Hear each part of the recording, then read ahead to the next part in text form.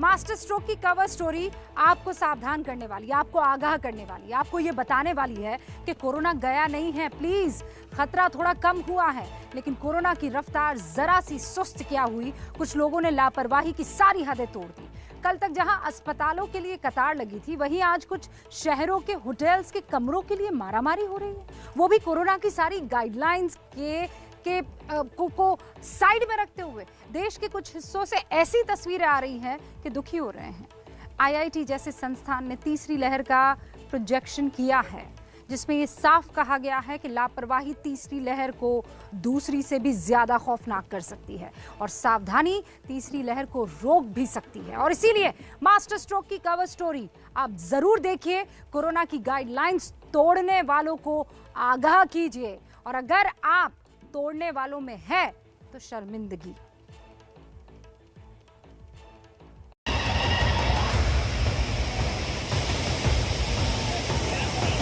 Corona अब ना के बराबर है, मार्च तक ही कोरोना रहता है।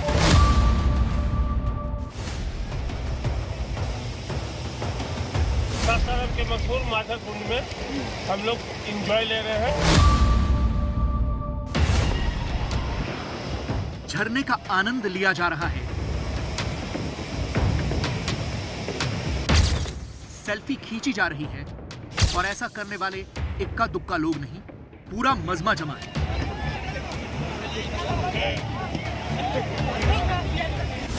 यह बिहार के रोहतास जिले का मांझर कुंड है, जहां इन दिनों ऐसी भीड़ उमड़ रही है कि पूछिए मत। किसी को भी देखिए, आपको लगेगा ही नहीं कि इन्हें कोरोना की जरा सी भी फिक्र है। कैमूर की पहाड़ी पर बहते इस झरने में हर साल जून जुलाई के महीने में रोजाना सैकड़ों हजारों पर्यटक आते हैं, लेकिन कोरोना के इस वक्त में ये भीड़ भाड़ बेहद खतरनाक है।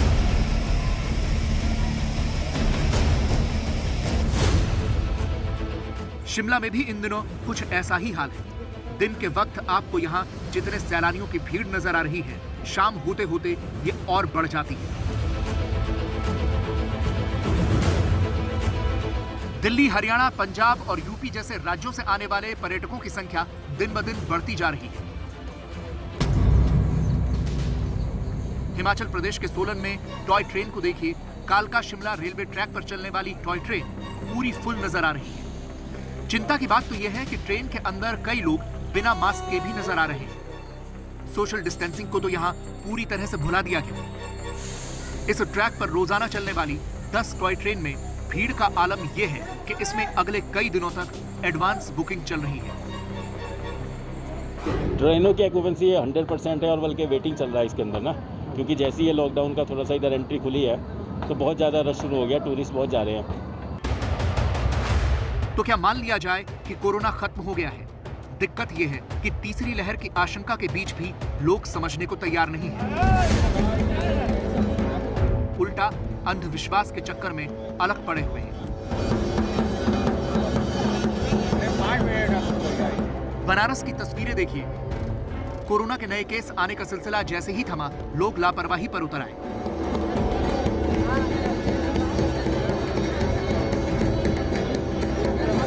यहाँ कड़ाहा पूजा हो रही है, जिसका उद्देश्य था महामारी को भगाना, लेकिन जिस महामारी को भगाने के लिए पूजा की जा रही थी, उसमें इतनी भीड़ के बावजूद किसी के चेहरे पर मास्क नहीं था। इन लोगों का कहना है कि कोरोना में जिन लोगों की मौत हो गई है, उनकी आत्मा की शांति के लिए ये पूजा की जा रही है। लेकिन सवाल ये है कि क्या ऐसे आयोजन करना नई मुसीबत को दावत देना नहीं है?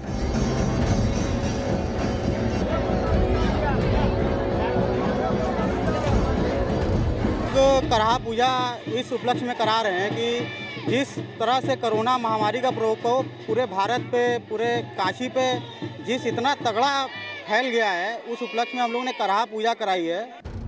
हैरानी इस बात की है कि यह आयोजन कैंट इलाके के अर्दली बाजार पुलिस चौकी के बेहद करीब एक कॉलेज के ग्राउंड में किया गया, और वो भी वीकेंड लॉकडाउन के दिन। लेकिन न पुलिस को खबर मिली, न प्रशासन ने कोई एक्शन लिया।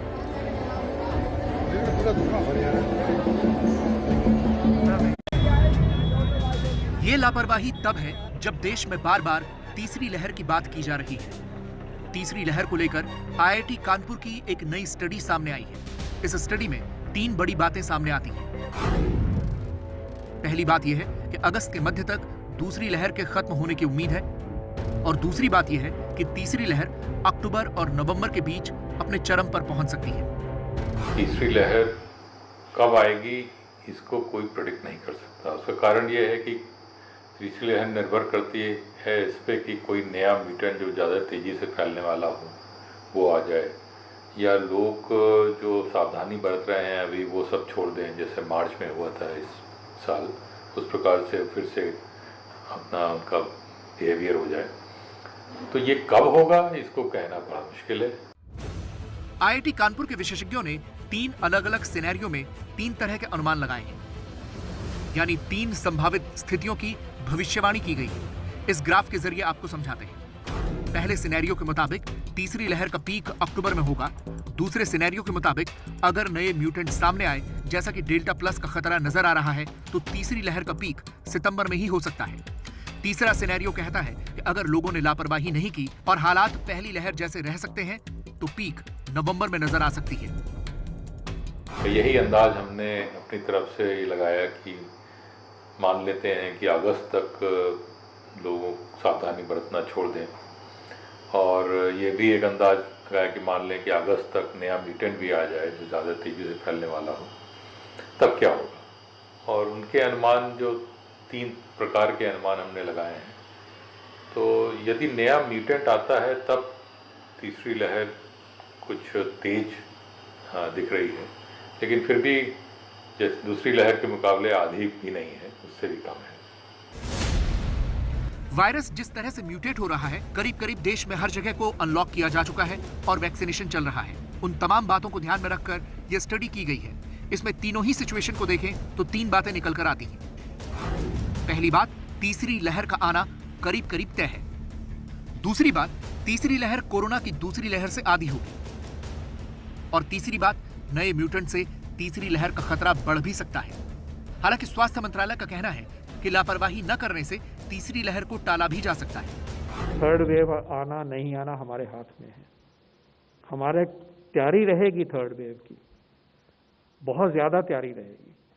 रूरल एरियाज में बच्चों के लिए facilities, beds, ICUs, ventilators, oxygen, दवाइयाँ, कंटेनमेंट की स्ट्रैटेजी, वो सब तैयारी रहेगी, testing. But at the same time अगर हम डिसिप्लिन हैं, दृढ़ निश्चय रखते हैं, तो ये वेव नहीं आएगी और नहीं आनी चाहिए। देश का निश्चय और देश का संकल्प ये होना चाहिए कि हम किसी भी नई आउटब्रेक को आने नहीं देंगे। तीसरी लहर में वायरस के नए वेरिएंट का खतरा जताया जा रहा है, जैसा कि डेल्टा प्लस वेरिएंट। उसके बारे में पूरी जानकारी जीनोम सीक्वेंसिंग में मिलती है। आपको आसान भाषा में समझाते हैं कि जीनोम सीक्वेंसिंग का मतलब क्या होता है। इसे ऐसे समझिए कि जीनोम सीक्वेंसिंग एक तरह से किसी वायरस का बायोडेटा होता है। कोई वायरस कैसे होता है, किस तरह दिखता है, इसकी जानकारी जीनोम से मिलती है। भारत में संक्रमण का कौन सा वेरिएंट कितनी तेजी से फैलेगा और कितनी तेजी से बदलेगा, इसका अंदाजा भी जीनोम सीक्वेंसिंग से ही लगाया जाता है।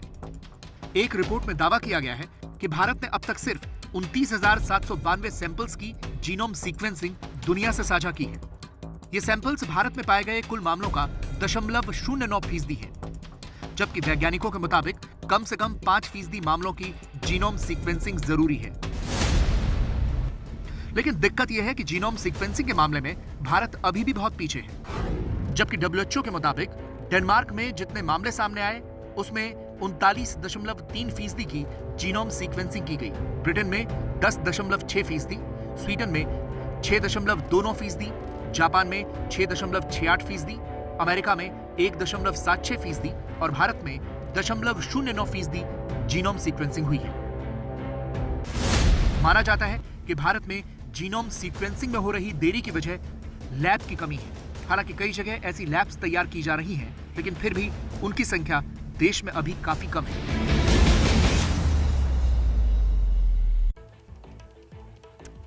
और इसीलिए आप लोगों से हाथ जोड़कर निवेदन है, अपना ख्याल रखिए, अपने परिवार का ख्याल रखिए, मास्क हमेशा अपने पास रखिए, और पास मतलब मुंह के पास रखिए।